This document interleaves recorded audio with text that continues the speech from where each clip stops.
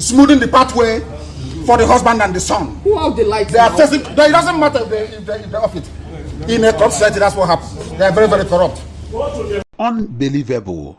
From the time this proceeding started, the light was on. Nobody switched off the light, and NEPA people did not take the light. But as soon as Nnamdi Kanu came out to expose the corruption in the Nigerian justice system, NEPA people took light. Wait a minute.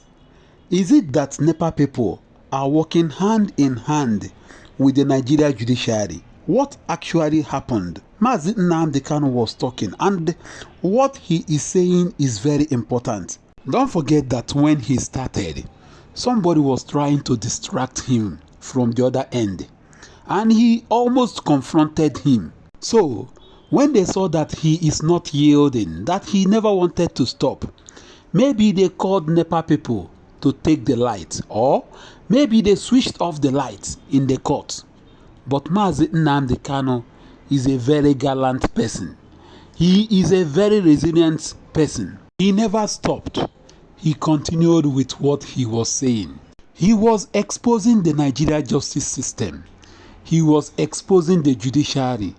And they knew that what he is saying was right. They knew that what he is saying, that he is on point. The only way to shut him is to quench the light in the court, is to take off the light in the court. How can this be happening in this 21st century? How can this be happening? How can you take off the light when the proceedings are still on, or when the court is still on? This is unfair, and this is very shameful for a court, for a federal high court in Abuja, for them to shut the light when the truth is on.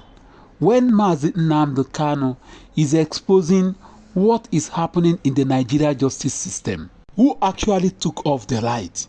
Is it the NEPA people, or was it switched off from the court? This matter needed to be investigated because it is not done. It is unfair. A court is on. Somebody is talking. Something that is very important. And you shut the light in the court so that the truth cannot come out. I want you guys to just watch. Just listen to Nnamdi Kanu. Hear what he was saying when the judiciary arm of NEPA decided to take the light in the law court. What a nation. Hear Nnamdi Kanu out. This is what happens. You can see it. They don't want the truth to come out. Nobody wants the truth to come out. Nobody wants the truth to come out. Nobody wants the truth to come out in Nigeria. That's the problem. Who is that person? Who is that person? People don't like cameras coming now.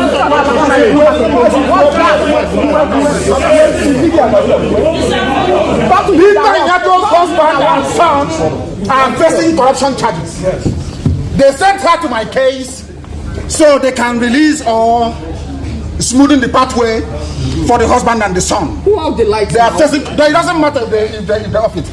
In a corrupt society, that's what happens. They are very, very corrupt. There is a breach of judicial oath. They have violated the judicial oath. They have shown bias according to Supreme Court. They are biased against me. Supreme Court said so. And that is why what is happening in the judgments and rulings concerning me has been happening. Disobedience to Superior Court orders. Supreme Court said you are biased. You are against this man. You should not have revoked his bail. Nigeria went to Kenya and kidnapped him. These things are in the public domain. Why therefore are they insisting on trying me? A court order was entered. In that very court order, it was said very clearly and succinctly that she is no more. No. That she